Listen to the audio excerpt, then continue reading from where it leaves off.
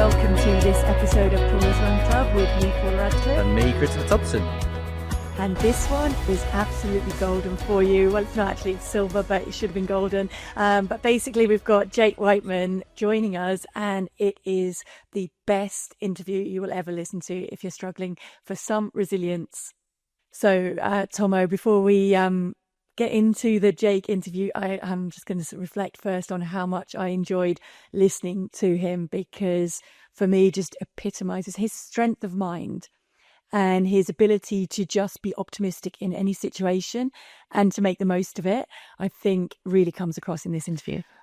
Without a doubt. I think I will say I don't want to over talk it, because I think it's so good, and I think his words do everything that he is just so much more justice. But I wanted to ask you, what, like, in your career, like what was the biggest hole you found yourself in and seen resilience? Because you always had this ability to turn summer into an incredible autumn with your marathon. So I guess, what was your kind of resilient go-tos or resilience go-tos? I mean, I think actually listening to Jay, fairly similar in that respect. But I think what made it for me was my first big injury was like 1994. So I'd won the World Juniors, and then I had the bad foot injury that no one could get to the bottom of. And there was, it was in your foot, that's why. They couldn't even find out what it was. They didn't know it was a stress fracture. And I think it was that fear of not being able to run again that then helped me to get to the point that Jake's at, which is just like, let's just make the most of it. Let's just see what I can do with it, and let's just enjoy being able to get back and run. And I think when Jake talks about that, and he talks about getting back to being able to run, and that feeling when you've been out through injury and your first run back, if you could bottle that and keep you going, I think that's what keeps us all going if we go down to it. And I think that's why listening to Jake was so strong for me. And so without any further ado, let's get into his interview. Have you ever wanted to try a new hydration that tastes great and keeps you going? High Five are a sports nutrition brand that we genuinely love. Great tasting hydration and energy that's got you covered from training through to racing. From electrolytes to energy gels, whether you're doing a 5K or a full marathon or even an ultra, they've got you covered. It's backed by science, it's tested by athletes, and it really is something that just tastes great. So head to highfive.co.uk and use the discount code Paula25 at checkout to bag an extra 25% off your order. High five. Fueling that high five feeling. So for this exciting section of Paula's Run Club, I am so happy to invite Jake Wightman to join us all the way from New York, fresh off that silver medal at the World Championships, which was so very, very, very nearly a recovery of your world title from Eugene, which was a magical one then. So we started out this series with your parents on, Jake, and it is so fitting that we now come full circle to get you on as a world silver medalist, bouncing back from what's probably safe to say is a couple of years of difficult struggles to get to that point. No, it's nice to be on it. It's funny because I think your podcast is the first time I've ever heard my mum get some words in rather than just my dad, because it was both of them on as guests as well. So it was nice. But yeah, it feels fitting that I've come on here after, like what's been a pretty good summer for me after a couple of tough years. So, I mean, talk us through a little bit, because that was a phenomenal world title in Eugene in 2022. And then since then, you had your fair share, more than your fair share of injury struggles. You've even had surgery beginning of this year, right? Mm-hmm. Yeah. But it started with a bit of bad luck, didn't it, in the gym? Am I right? Yeah. This is the thing, is that it almost makes it worse because it wasn't really self-inflicted. It was, so I won my title in Eugene, and then I was going into the next year, and we were in the unusual circumstance of having another world champs a year later. So it was going to be trying to defend my title that next year. And I'd had a pretty hard session that morning. I was in the gym doing hurdle bounds, which I've done a lot. So just literally hopping over hurdles. And I went on a really low height to warm up, and I was like struggling to coordinate myself for some reason. And I was like, it'll be fine. So I like put them up a bit higher. And as soon as I went over them, I kind of panicked in the air thinking I wasn't going to clear it. And then in doing that, I straddled either side of the hurdle, and then all my weight went on one foot and just rolled over my ankle. And it was one of those ones, it was like a full gym. I made a bit of a scene. I dragged myself down to the ice bath, and then by the next day I was already in a boot. And I've never really had it before, because if you look back, I look like the most injury prone athlete, but I hadn't really had many big injuries to that point. And from there, I just went on like a bad cycle of just rolling from one injury into another. And it was all just trying to like rush stuff to get back in time for racing. So that put my 2023 season out, because I ended up having, I think, a stress fracture and a tore hamstring in one go. And then had a good 2024 up until the week before trials, where I tore my calf.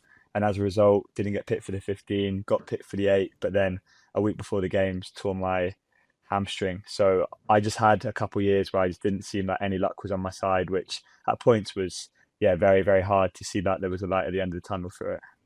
Mm-hmm. And what kept you going through those tough times? Because I think that's what we talk about a lot on here, is having something to keep you going through the rough patches. But as you've said, yours was more than a rough patch. It was like rough patch after rough patch after rough patch.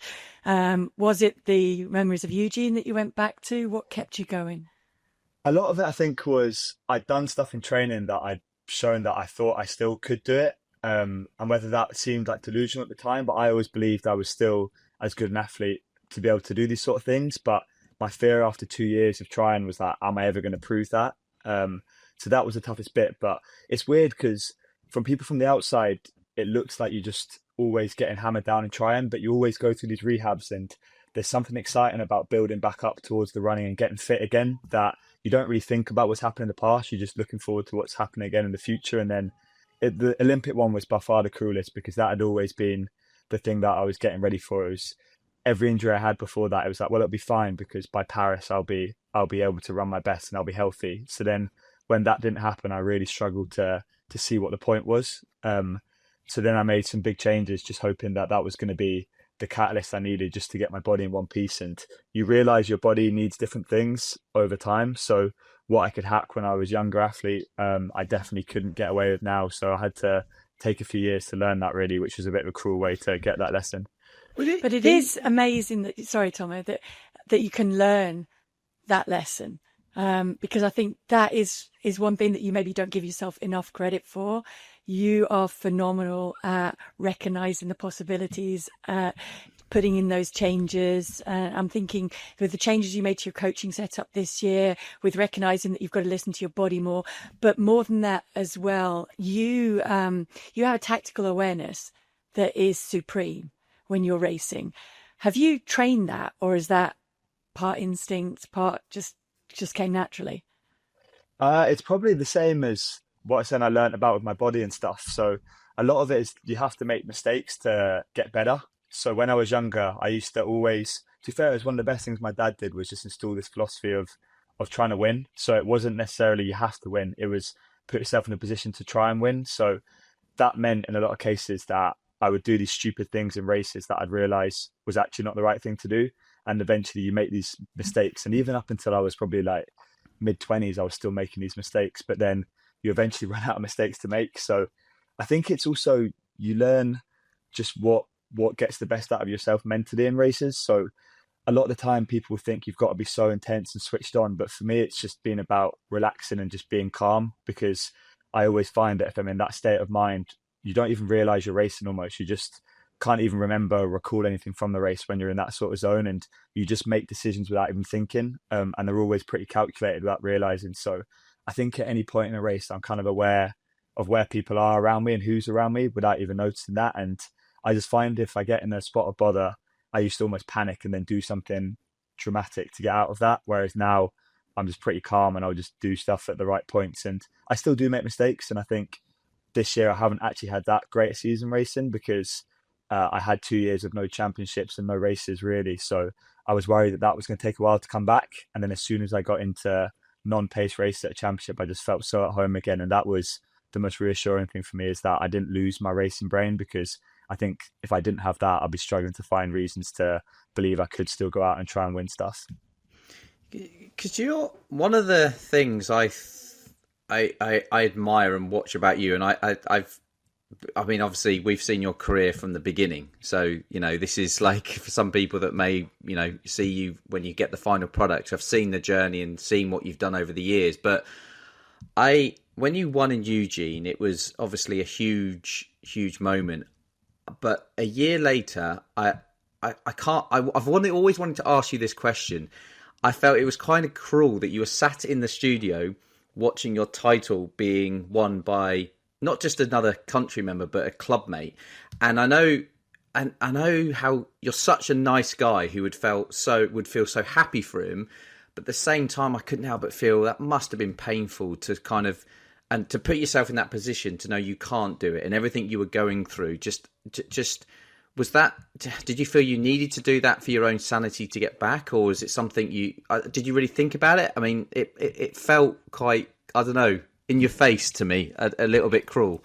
Yeah, it's a weird one because I found out I wasn't going to have a season pretty early on. I think it was June. I'd come back from Flagstaff and my body was already like really, really bad way. So I knew early on that I wasn't going to be going. And I was trying to find out like what I could do that summer that would keep me busy instead of racing. And then the opportunity to go to Budapest came up and I was like, that would be much better than sitting at home and watching. I would much rather be there involved. A lot of it was by winning Worlds in 22, you get a wild card for the next year. So I was guaranteed for the first time ever to be at a Champs. So about 12 of my friends had booked tickets and my family to go, and they were still going. And part of it was like, I can still go there and enjoy Budapest with them, and I can still do something that feels worthwhile, not just for this season, but potentially for post running. And I think it was as soon as I arrived, and you'll know that going through like the media accreditation center rather than the athlete one, I was like, what am I doing here? I was like, I should not be at this stage right now. And it was just surreal. Like as soon as the 1500s walked out for the heats, I felt like I shouldn't be there because it just felt like I'd almost like given up on my career. And if people saw me doing that, they'd be like, oh, this is him getting ready for the afterlife or like the end of his running. So I didn't really enjoy it necessarily. And then by the final, it didn't feel nice because the one thing you want to do is stand on that start line and try and defend your title. So to not give it, but then to have to give your analysis of what other people have gone and done rather than thinking about what I was going to do in that situation. So I don't think it mattered necessarily that Josh was the winner because it is a friend and it's like he was running so well and was the best on the day, but I just mattered that I wasn't there at all. And it was tough. Like I probably showed a better face for it, thinking how like you're just doing a job while you're in that studio, giving your analysis and feedback on it. But afterwards, I thought that was pretty cruel to put myself through it, and that was kind of a bit of fuel to fire where I was like, I don't really want to sit in this side of it again, which is why if there was the option to do anything, that I would never have gone and done anything in Paris, and I would never do it again the rest of my career. Mm. But in the same way, I was just going to say, you did manage to draw from the fact that you put yourself in that situation. It made you that little bit tougher. Yeah, I believe so. The toughness that you came through that. Yeah, I think it was, if I'd have watched that and I'd have been watching it with no feeling whatsoever and being like, oh, I actually really enjoyed that experience and I enjoyed watching it, I think I'd have been mentally probably checked out. Whereas I watched it just thinking, this is way too soon to be doing this sort of thing. And I can't disassociate myself from the people that are racing because that's exactly where I should have been that season. Because that was the thing. I think like I thought back to the number of times I never reached the levels that you or Paula did, but in my own little world, that was the battle I always had of don't give up on yourself. Because when I did bits of commentary in 2014, I think I did a bit, and it was like there was a part of me that goes, Thommo, don't give up on what you can still do. And that's why I kind of wanted to ask that question. And it's funny I'm doing it on a pod because I would have asked you this question if I got to bump into you, because actually every time I bump into you, you're usually legging it around bushy and I can't keep up anymore. I'll tell you what, stoic for it, mate. I think honestly, I think it shows so much character, the way you did it and the way that we're getting to talk to you as someone who's gone on to win another world medal. It's incredible. It's really incredible. Without a doubt, you undersell yourself in terms of the strength. Your psychological strength is huge to put yourself in that situation, but to go through what you've come through and then to race as composed as you did. And even the way in Tokyo, even the way when you were it was almost cruel because so many of us thought you got the gold. And yet you still processed that really quickly, because there must have been that split second of disappointment in you as well. Thinking, I'm almost there. But you processed that so well. You were so composed in your interviews immediately afterwards, which is not easy to do by any means. I do think so. With the Tokyo one, I still, even now, I have that twinge in me, which is like, what should I have done differently? And every time I look back at it, and I've seen the race a few times, I genuinely don't think I could have done anything more to try and win that. So sometimes you've literally got to say that somebody was better on the day, which was the case. But when it's that small a margin, I could hold it up like here. But yeah, I think a lot of it was the response from people, and the messages I got wouldn't have been different if I'd have won it or come second. I think everybody was just proud of what I'd done regardless, which that was what I took a lot from. Was I did my lap of honour, and people that had been part of the journey were emotional and crying because of it. And I said to myself, it's like, this is a big deal. And I think that's what over time I'll learn more, is that the value of that silver is worth a lot more than a gold for me. It's when we were in the stands, it wasn't just the people who knew you. So many people felt the emotion of that. And I was with, like, obviously the British media, the BBC, but all around us, everybody was just touched by the fact that it was you and it was a comeback, and the story of it was huge, and you could feel the emotion. It was one of those victories, not even a victory, sorry, one of those silver medals, one of those medals that really touch. And it's weird, there isn't really the explanation other than it's you, it's your story, it's your character, and people just got behind you. And I think that was really huge, and it helped that your dad, of course, was on the stadium mics, and I know we have to kind of touch on that again, but you're right, it's not just your dad and the changes that you've made, because that was huge leading into it. It's just a part of people feeling like you have been open about the struggles that you've been through and the fact that it's been tough, but you still put yourself out there in that situation. And then you raced so composed in that situation as well. I think that people got behind you. And I guess I'm kind of going a roundabout way. There is a point to this. I wanted to just but we want to compliment him loads, don't we? That's the point. Thank you. I was wanted to shower you with compliments. It's nice before we move on to kind of you explaining the changes that you made to the coaching side of it, which you've openly talked about, the fact you've kind of saved the relationship with your dad. I just wanted you to quickly tell a story about the cats. Because not everybody who listens to the podcast will have picked up on that. And I just think that is so cool. It's kind of like that mix of all the preparations and everything that you do, and then just add the little bit of superstition in, because it can't do any harm. Well, so you get the full version, because it's actually, I didn't really understand it until Georgie heard me speaking about it on another interview and said, oh, you didn't get it right. It's actually like more wild than what actually happened with it. So yeah, Japan has a big thing with cats and shrines, and there's a massive one where there's loads of little cat statues everywhere. And I think it was at the shop you can buy a lucky cat statue, and I think she might have bought, she was buying, almost going to buy the biggest one. This is Georgie's mum when Georgie was with her, and they'd sold out of the cat statue. So then the lady said, oh, don't worry, just come back another time and it will still bring you like good luck. So then after the race, because she didn't have it, she trekked all the way back to the cat statue and she bought it, because she thought that if she hadn't gone and bought it afterwards, there would be bad luck, which is what they'd have said to her. So it's like the next day, even after I'd ran well, she then still went and got this cat statue, because she believed that the cat had brought her good luck on the basis that she'd promised to come back the next day. So she didn't want to then not go and get it. Yeah, but it was like a long way away, and we didn't know where she'd gone. And then she came back and said she had it, like this big cat statue thing. And I think it's a money-making scam in some ways, is the thing. Well, no, it's supposed to bring you riches, isn't it? It's the cat. It's the cat that moves its hand, isn't it? Yeah, it's like the waving cat. Yeah, so it's supposed to bring you riches in any way. But you're right, it probably is a little bit that. But I mean, I just think that is so perfect, because it's not even you, it's not even Georgie. It's Bev going and getting it. Yeah, that's the thing. And bringing it back. Georgie bought me, it was another little tiny good luck charm, and she gave it to her dad to give to me in the warm-up area. And it was like I think it was like a winning one, but the irony of it is it's a silver cat. And I said to Georgie, I was like, if you'd have got a gold cat instead, I was like, I think that might have changed the outcome of that race for me. Do you know? I raced in Delhi, and Crammy bought me an elephant. You know those lucky charms in India? It's an elephant with an upturned nose. Yeah, Have you seen them? So that's their lucky charm. Didn't really work for me. I came fifth. I want one of the cats.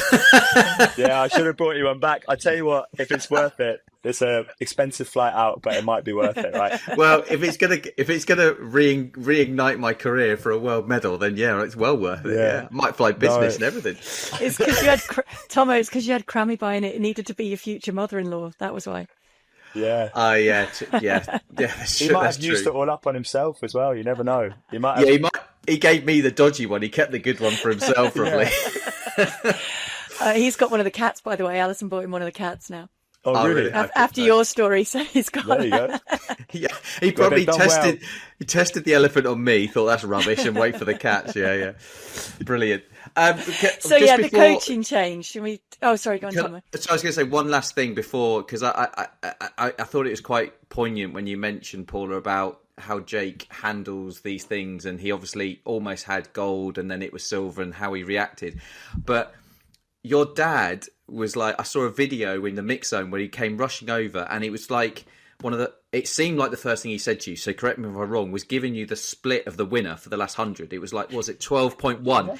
And it was almost like saying, you got beaten by an incredible split. It was like almost going, look, it was almost like him kind of giving you a statistic of, it wasn't just anyone that beat you, it's someone that ran one of the fastest last 100 metres that we've seen in a 1500 metre race. And I thought that was almost like, it was so Jeff to kind of say, put his arm around you with a statistical well done. Do you know what I mean? It just felt really nice. Is that right? That was the first thing he said or not? No, so the first thing he said was he came up with his phone in the mix zone and there was quite a few people, and he said, oh, is it true that it's all in the genes or something? And I didn't recognize the voice, and I looked and I was like, oh, right, it's my dad. And then he said it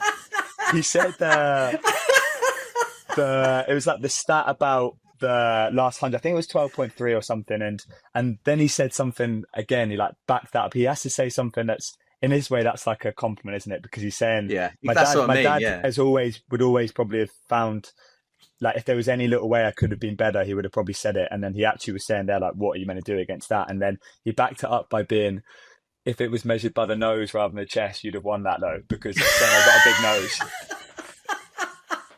Which I would say, in some way, that's having a dig at himself, because he's given me this nose. So it's everyone's getting affected by that comment. But no, it was nice, because what I'll probably go on to speak about is it's been a tough, like, a different situation for my dad, these champs, like not being involved in the build up, but for him to be able to celebrate and enjoy my success shows that he still obviously cares a lot about my athletics. And I think if he really wasn't bothered, he would choose not to do the 1500s, because they can choose which events they do, and he's always wanted to be part of it because he wants to be part of these moments, which is cool. I mean, I spoke to him about, I actually asked him about it, I think when we were working together in Lima on the World Juniors last year. I said, why do you choose to do Jake's races? Is that not torture? And he said it actually is easier for him because he focuses on the analytical rather than letting the emotions come in. And he said he would just become a wreck just watching you. So I think it helps him to manage it.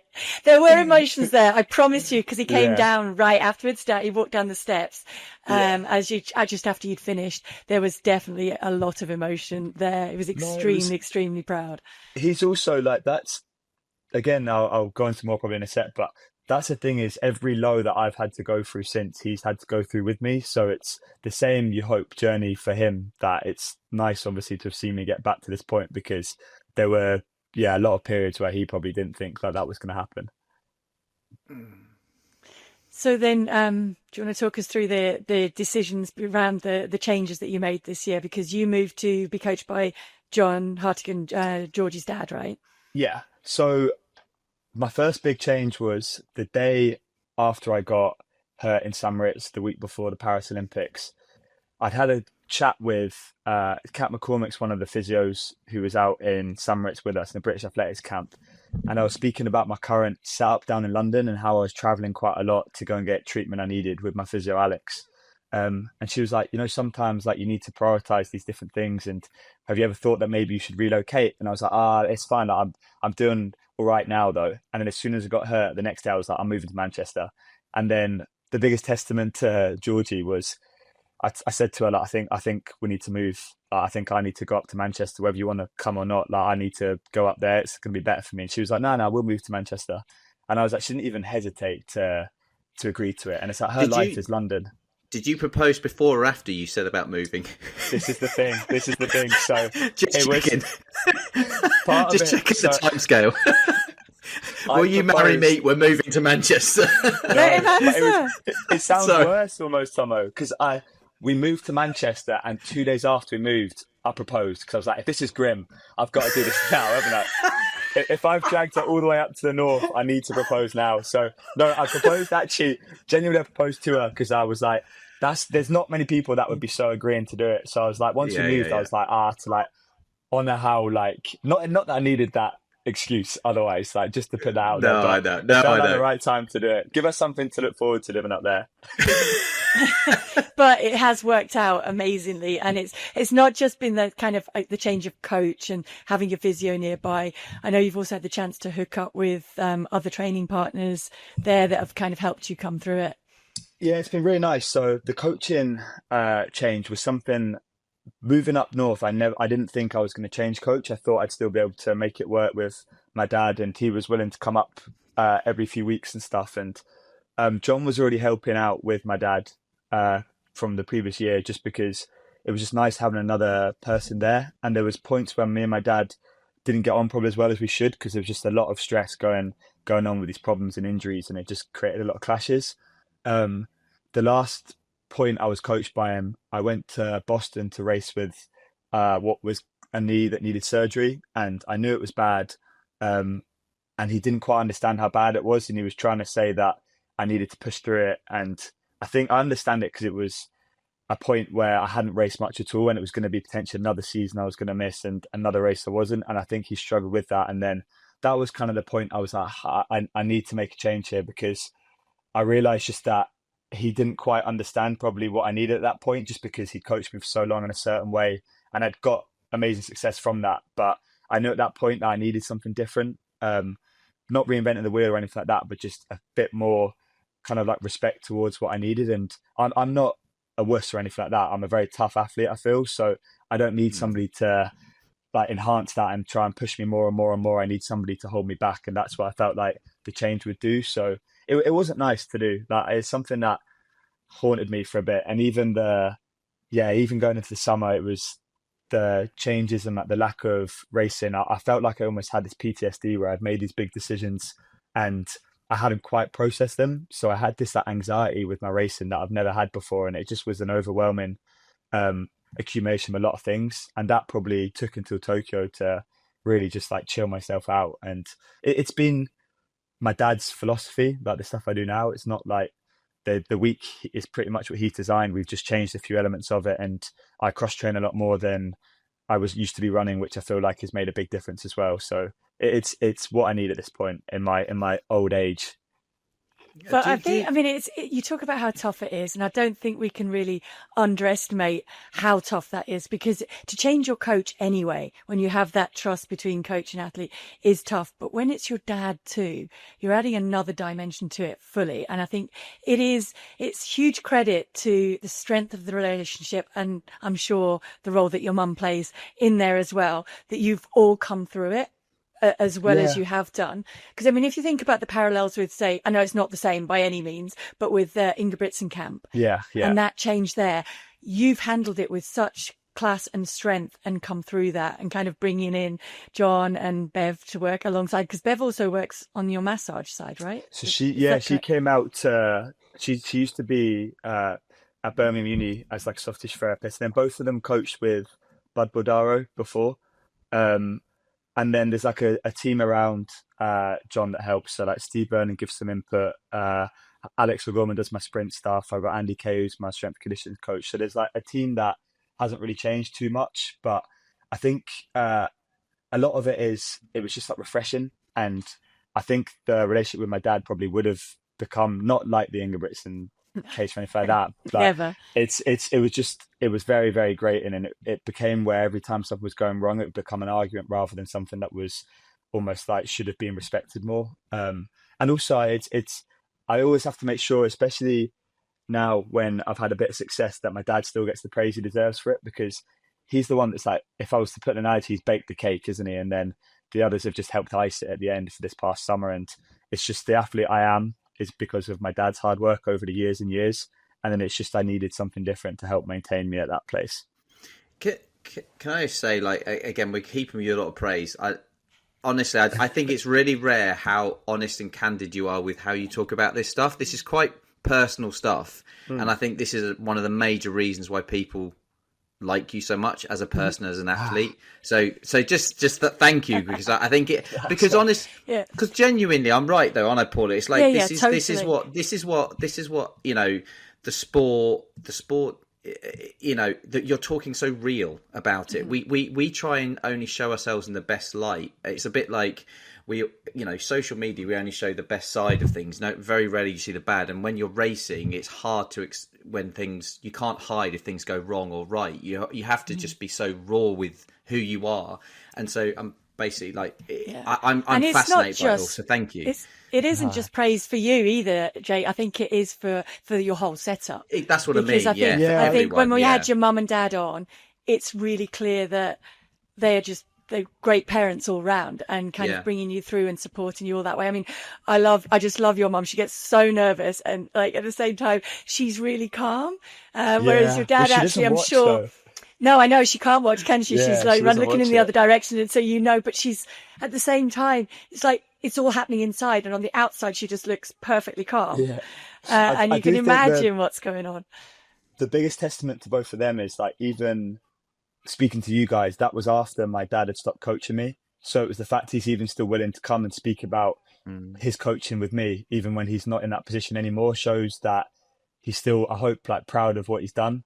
And he's also, I would hate for him now to not be able to give his knowledge across to other people, or to, whether that's coaching or mentoring other coaches.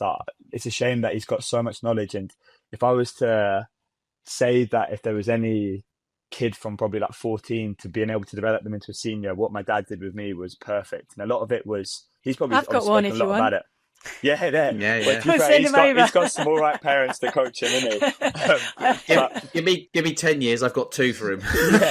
So it's I do think it was like, he was just very, very good at managing my expectations when I was younger. So it was always about, don't worry about if you're not winning stuff at a young age as a kid. I always felt like I was going to be good as a senior. I don't know why. He just always kept telling me, it doesn't matter now, you'll be good as an adult. Like, it was always, whether I was under training or hadn't grown yet, it was always the path that he had put me on, which makes it sound mental. It makes it sound like he's almost like bred me for this, but it's got me to the point where I am able to do it as a job and win titles and stuff. Correct me if I've got this wrong, because I think I'm right. I saw that you'd made a comment that you weren't the biggest fan of running per se. But at the same time, you talk about how it was a big part of your life. You enjoyed going training and stuff. So I guess to what degree is that true? And then how do you frame it then? Because I somewhat come from this angle myself a little bit. So I was about to say, I don't think I'll have agreement from you guys, because I assume that both of you would love running as in the act of just going out for a run. I assume, Paula, you probably like it more than Thommo, by the sounds. Yes, but also I think that's also because I'm a lot older than Thommo, and I do think that it's a discussion I've had with my kids, because I don't think in the beginning you love the act of running. I think it becomes something that you love because of what it brings you. I think in the beginning it's the love of competition. Yeah. And for me, it was the love of just being in tune with my body and just kind of being in control and pushing those boundaries and seeing what I could do. And it was that kind of genuine, I did really enjoy running quickly and the feeling that gave me. I loved that, but there were also sometimes when I was like, I really don't enjoy this training session. I'm really not loving this bit. And then it grows into more than that, because I think of the tough times you go through. I think coming back to running feeling, isn't it? When you've had to sit out, that's what you start to really appreciate it. I don't think there is any time you enjoy a run more than when you've been on a cross trainer for weeks and weeks, and it's like almost the reward is to then be allowed to run. But the thing I'm going to say is that wears off quite quick for me.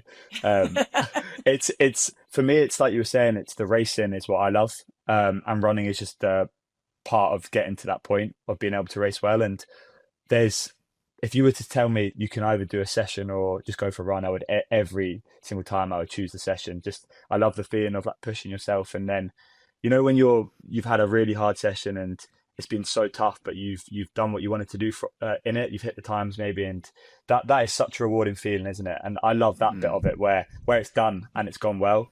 I think I'll learn at some point to run for different reasons.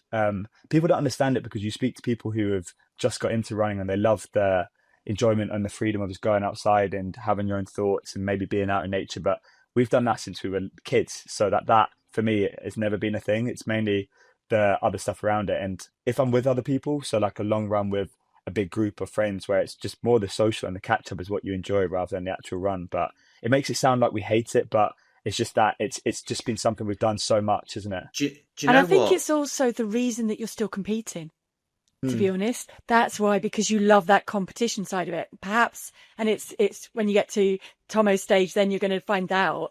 That's that point, I think, is whether you still want to go out for the run then. And you've been through that, haven't you, Thommo? Where it's like there's the purpose to go out and train for a competition isn't there. And it takes takes everybody a different amount of time to decide whether they want to run or not.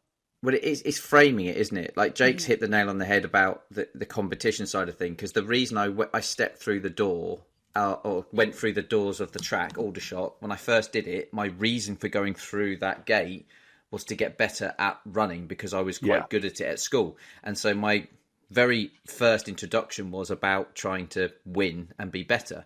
But when that reason goes, i.e. I retired, and I saw Gemma, as you both know, Gemma, my wife, who was an 800 meter run in the Beijing. I don't mention her enough on this thing, but I watched her become a marketing manager and sit at a desk from 9 till 5 days a week. And it drove her insane to want to get out and run. And I think as an athlete, you do take for granted that we get to be outside a lot. And it's when you lose that feeling of working outside, I guess, is you kind of, you appreciate the fact that yes, you're doing it for a purpose, but then actually you're getting a byproduct that you're not necessarily doing it for, which is the pleasure of being at one with nature. But you'll find your own. And I'm doing it, like Paula said, I'm going through an interesting transition right now with it all, and I won't bore everyone on this about it because it's about you. But I do think that reason you first do that first run is a very key, focus of why and what you're doing and what the reason for it. But that feeling of being fast, that feeling of just floating and being on top of yourself. Alan always said to me, "You'll miss it when it's gone," and he's right. It's one of the most powerful feelings you can feel on this planet, I think. And I just think I would love to have been in, and I use you, Jake, in that final 100 meters, flying down, going, I'm beating the best in the world. I am running a 12 point whatever. I'd love to have felt that just for one honestly, day. There's a lot more fear in your head at that than moment. you probably can imagine. At that moment, I imagine it'd be, but you can go back to it. I think that's what Thommo's saying. So, and you will always have that. You'll always have now those two races that you can just go back to in your head. I do think. So for everybody, there's so many people now starting their running journeys at later in life than we'd have started ours. And I do think everyone's just chasing the same thing though, aren't they? It's like you're saying, Tom, if it starts off as being outside and getting out there, soon enough that becomes chasing some sort of goal. And everybody just enjoys the feeling of getting better, don't they? It's like that feeling of not breathing so heavy, your legs not being as tired for as long. And eventually, whatever pace you're running at, you get that feeling of it being like effortless almost, which, like you're saying, I think it's class. I love that over 200s. That's my thing. If I could bush out 200 and your feet barely feel like they're touching the ground, and I'll miss that the most, I think. What is your favourite session to do? If you could pick one session, it's like it sounds a morbid thing. It's like you have to, you're never going to get to run again tomorrow. So your last session you ever do, what is it? So mine would actually be an 800 session rather than a 1500 session because there's no thinking required. And it would be, so say four 400s off of about 5 minutes would be what I love, because you know that by the last rep, your legs are going to be filled with lactic. And it's tough because you explain to people even sometimes what it feels like to have legs feeling like that. And some people just never put themselves in it, but it's like your legs are like lead and like full of like treacle almost, isn't it? It's just they're like so heavy and you can barely move them. And I love You're talking to two distance runners. I'm thinking, I hope at some point in 4 your to careers 5 you minutes, I wouldn't get tired. I can't. I know I can't you'd run have fast enough. to bust out another I'm not 20 sure at we the end could of that. produce the lactate levels Exactly. necessary to do it. But So, what time would you run them in? What would you So be? this is What, the irony of is the best I ever did it was the session I hurt myself before Paris, but it would be, I think I did 48, 49, 50, 50 for that. Yeah, but then Jesus. I couldn't hack it, could I? But that's why I like it, is because Wow. they're the ones on paper, you look at them and you're like, oh, that looks pretty nice as well, doesn't it? If you were to tell someone about it. see, but again, that mentality for you, just that snapshot of your brain there to be able to say, right, that is a key session. That's something I need to do, and not hate it because it got you injured. That Yeah, is huge. it's I a think weird that's one. so impressive. I think part of the injury stuff, it's a weird one because I think I've had injuries in every location in the world almost at different points, and I've said it before where like if you wouldn't go back to a place because you associated with these negative things and injuries, I wouldn't go anywhere because I've been hurt at different points. But I just see it as it's just part of the job, isn't it? It's injuries, and I've just been. I know that especially in my event in the 1500, it's probably as strong as it's been in my career by far. So to get to the point where you can compete, you have to push yourself further than you ever have. So then the consequence of that is at points that's going to become too much for your body. And I see it as that. And especially the first year, I saw it as this is just part of becoming world champion, not having had like a bad injury in the previous years because injuries are almost like a reset. You use them as a chance to recover almost when you year after year, if you're racing full seasons, it does get a lot on your body. So I saw it as that. And then it was the 2024 one that was tougher because that felt unjust. But you just go again, you just build yourself back up. And as long as you have the right people saying the right things, I do think there is some joy in like doing those sessions and having a good outcome from it. There's a joy in going for a week and having a good outcome where you're told you can do even more the next week because your injury isn't as bad as it was and you are getting better. There's something really satisfying. Do you think? So I was going to say, do you think about? I was thinking this about something outside of the box kind of question with you, and I thought, do you feel or aware of what? Like we talk. There's a song about being in the good. If there was a song about being in the good old days? If we knew we were in the good old days, and I was thinking, are you, Josh, Neil, everyone aware that I feel like this is an era that we're going to talk about, like the co. You're like the co-cram and Yvette. We're in this lovely bubble, and I'm two things. One, do you feel it? And two, how far can you lot take this? Can we see a 1, 2, 3? Like, can you feel that buzz around you guys? I think I've always said that you don't realize that this is like a golden era until it's done, but I think people should be aware of it because when I started in this sport, people were barely making finals over my event, and now we're having people challenging for the wins each time. And I feel like the 1500 in Britain is almost cursed for us that we can't have both of us running well at the same time. It's like one in, one out, isn't it? It feels like we can't have it that way. And hopefully, my fear was that it was almost done for me when I was having these problems, that was just going to be Josh doing his thing and then Neil making all the finals and giving himself the chance of doing it also. And was I going to be part of it still? And I hope that that's reignited maybe the co-cram event comparisons where we have got two of us that's still racing as well. And there will be some point, maybe it'll be the LA Olympic final where everything comes together and it's a proper duel between us. But I think it's mad that, and it's not coincidence, is it, that myself and Josh are both running our best at the same point. Like that's because we've raced each other and seen each other doing these things. It has to be because we programmed ourselves to try and rise to the other person's performances. And that's not just the two of you either. I think it's Neil as well. It's George Mills coming through. It's the depth that we've got there. Elliot but the Giles. other thing that I was just going to say is, honestly, if you could bottle your psychological outlook, that's what people need to do moving forward, because I think that's what keeps coming through. It's just your outlook on it is so phenomenal. So we've got your next career sorted out. You can just go into sports psych. You'll be absolutely fine. I'll bottle it. Gemma can do a marketing bit and sell it. We got it. It's a million dollar idea.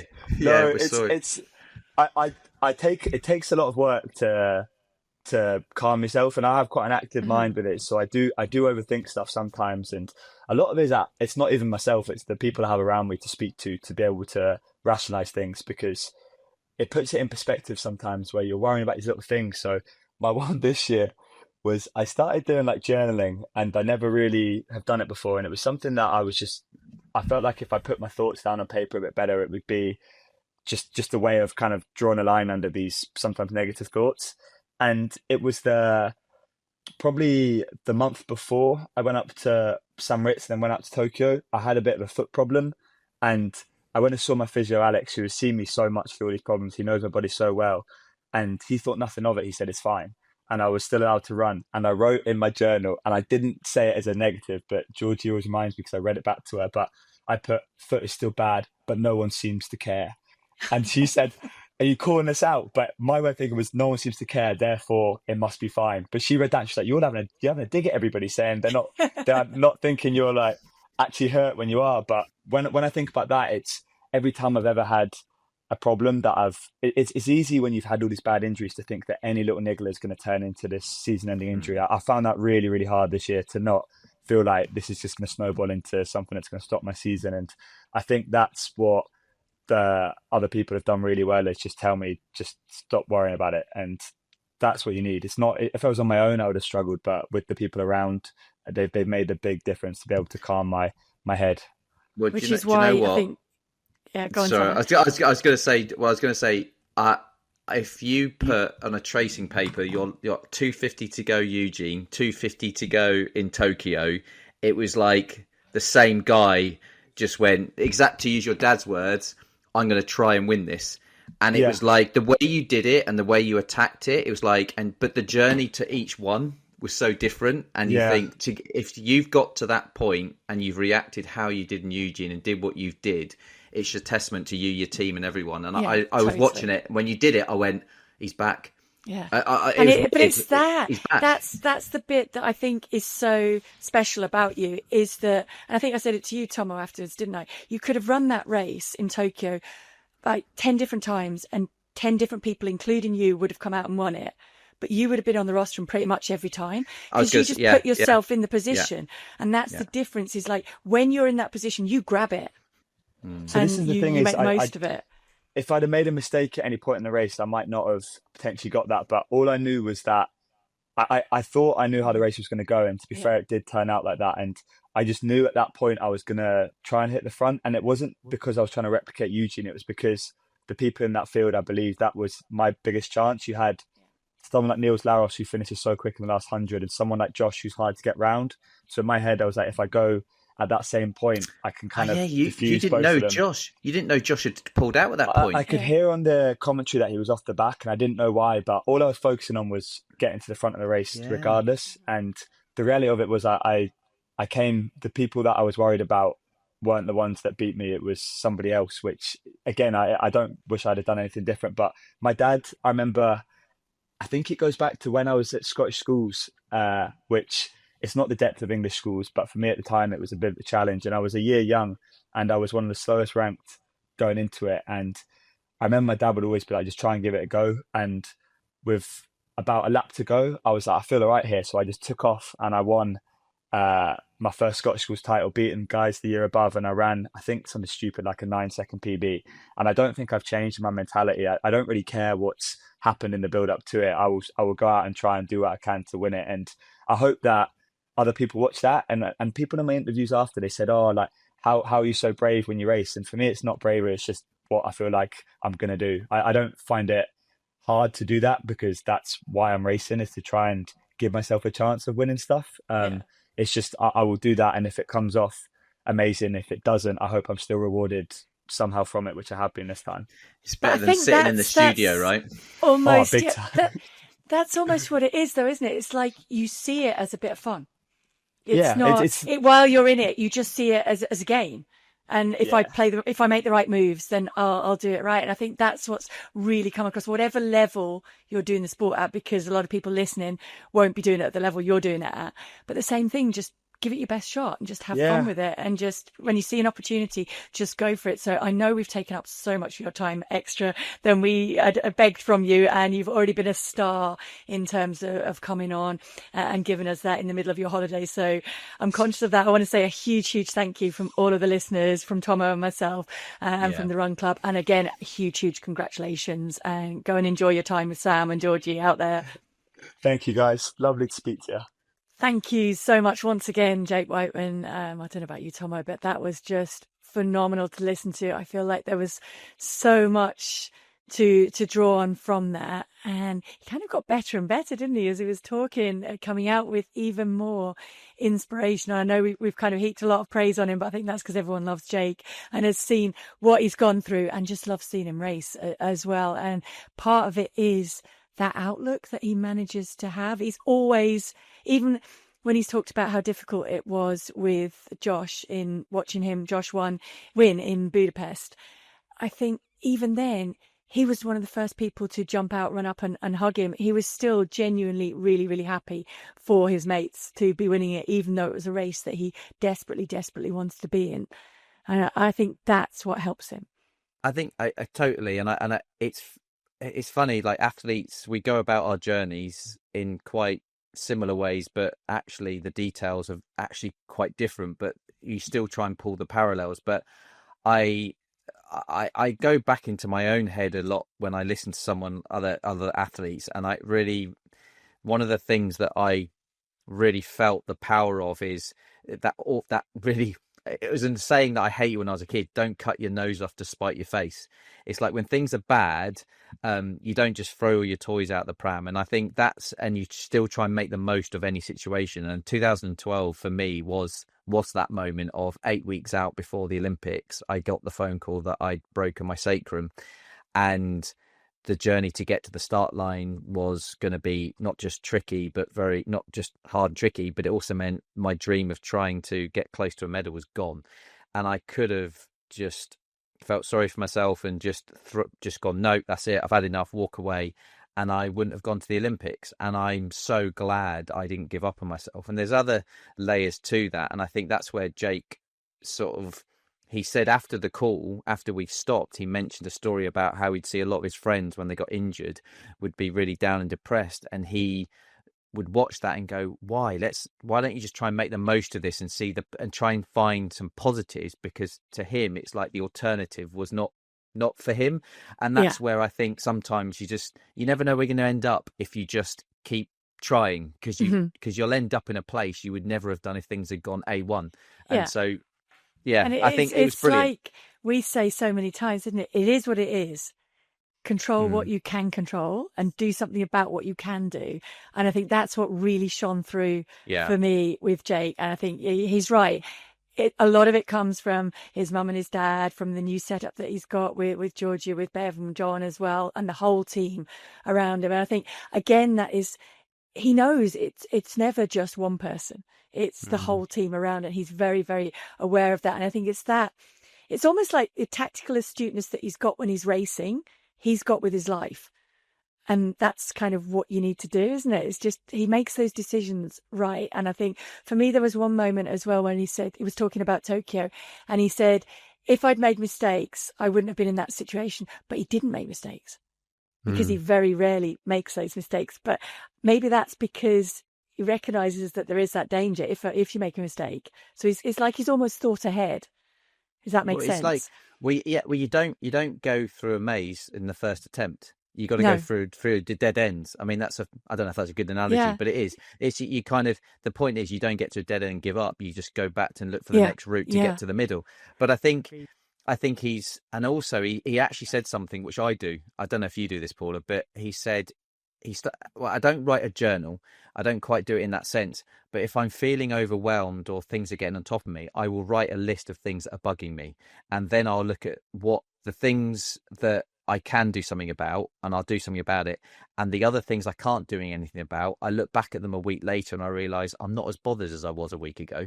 And it kind of, that list shrinks emotionally, but also literally, because I sort out some of them. And I know his is a journal, but it's still the same idea of putting stuff on paper, laying yourself bare is I think, far better than bottling it up and trying to kind of shove it down.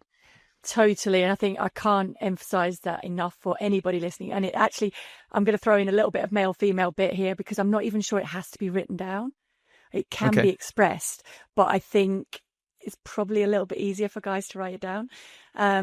Whereas I think, well, it is for me. I don't know if it's a guy thing. It is for me. I think it's finding what works for you. So for some people, it's going to be far easier to write it down, and for other people, it's going to be easier to express and to talk about with someone. But the difficult thing is finding that someone that you can talk about it with, or as you and Thomas said, talking about it when you're out running on your own. A lot of times I'll kind of do that mentally in my head rather than actually needing to write it down. But it's the same thing. It's doing exactly what you said. It's having the ability to put the raw emotions out there and to process them rather than bottling them up, because the worst thing when you're disappointed and frustrated in any way is to bottle it up inside. All it can be is destructive in that way, because you're just damping it down and it's going to burst out in some shape or form at some moment. And I think that's key. And that's why what Jake was saying was so strong. And what you're saying is journal it in some way, get it out, process it, deal with it, face up to it. What is it that's upsetting me? Give it a physical form and let it out. And then it becomes a bit smaller, because when you say it out loud or you write it down, you think, oh, maybe it's not that big a deal, or maybe you find the way around it. And I think that's what's really, really strong from Jake. So there's so much everyone can take away from it. But if there's one bit, it would be that, like, kind of face up to the things that worry you, stress you, scare you, and find a way around them. Yeah, as well. I don't know if this is a bloke thing, but I can be worried about things that are not related. So when Jake's talking about like an injury or something like that, I'll find that that's made worse by the fact I'm worried about the fact I forgot the bins out. Well, just generally in life, isn't it? If you're happy, you race well. And that's why I think a lot was key with what Jake said as well, that he moved his situation to a point where he moved the stresses. He was a lot happier in that situation. And then despite the setbacks that he had coming into Tokyo, look what happened, because he put himself in a situation where he removed the stresses. So he put the bin out. Yeah, exactly. And he remembered to put his trousers on before he put the bin out. Oh, God, yeah. Now we move on to the extra special honours board this week, because we are now sponsored by High Five, the sports nutrition specialists used by elite and everyday runners. From electrolytes to energy gels, they've basically got you covered, whether it's your first 5K or you're building up for a marathon. So we're going to kick off with this, Thommo, because now every week the honours board shout outs that we get will receive a free giveaway High Five bottle and some product, thanks to the sponsorship from High Five. Yeah, very kind of them to do that, and hopefully it might even encourage people to nominate other people now. Well, we might get an influx of honour boards, but yes, for sure. But let's kick off with the first honours board shout out to Heather. She has written in saying, thanks for all the great advice and motivations from the podcast. Thank you very much. I'm in my mid to late 40s. I've been running for about 9 years and going to my local park run, then joined a local grassroots running club in Greenock, Glen Park Harriers. She's found a lot of inspiration from being part of the club and met some amazing people in a wide variety of running distance and types. After an injury setback a couple of years ago, I learned not to put all my eggs in one basket and have a spread of targets over the year. I really like the episode talking about what to do after your goal race. I found this sometimes quite tricky time.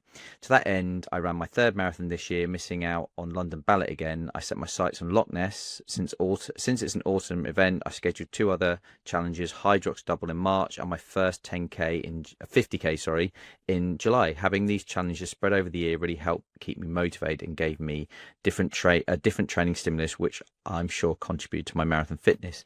Loch Ness was yesterday and conditions were near perfect. The hills were challenging, but each time I was climbing, I thought of Paula's voice reminding me to run off the top, which worked brilliantly. I ran a fantastic race and I'm thrilled with my time of 3 hours, 49 minutes and 16 seconds, an 8-minute PB.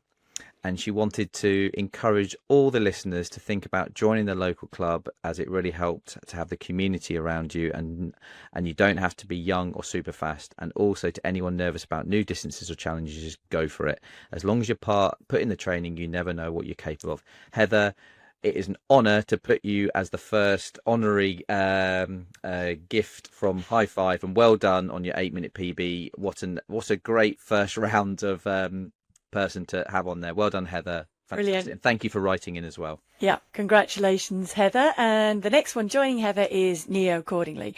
So Neo only started running properly in January of 2024 at just 19 years old, was training for the London Marathon and was running for Children with Cancer UK. Thank you very much. He managed to get round in a time of 4 hours 29, which was his initial goal. Initially, that was 3 hours 45. Was annoyed at himself for a little bit and then only ran basic 5 or 10 Ks up until January of 2025, when he got another place for Children with Cancer UK in the London Marathon again. He trained hard and got a PB of 3 hours 56 in that heat, which we was extremely happy with. So he also managed to meet us both at the Children with Cancer UK wrap party afterwards, and has attached an image of us there, Thommo, and it doesn't even stop there. He then took it easier for a month and managed to get his 5K time down to 19:30 and started training for Berlin Marathon in June with a 16-week training block. Also got a charity spot, didn't follow any training plan, trained himself and ended up running 900 kilometres in 16 weeks, as well as doing a gym 5 times a week. The good news is that all the training paid off, and he ran a PB of 3 hours 18 in the 25 degree heat in Berlin, which was a massive jump. So remember that, January 2024, 4 hours 29 down to 3 hours 18. Wow. In September of 25. That is phenomenal. On top of that, Neo raised £5,000 for Children with Cancer UK since January of 2024. So he says, sorry for the long message, but I wanted to get the High Five shout out for that. And that is phenomenal addition to the honours board. Well done, Neo. Great. First two great writings. I love it. I mean, it's really great to be able to reward people with their achievements like this. But yeah, thank you so much. Well done to both of you. And we'll be in touch to send some product. And just remember that it is the High Five Honours Board is sponsored by High Five Nutrition, the sports nutrition specialists for elites to amateurs, and basically from electrolytes to energy gels, whether it's a 5K or a full marathon, they've totally got you covered. And we will be giving away that free water bottle and some High Five product every week to people that we decide deserve a high five. There you go.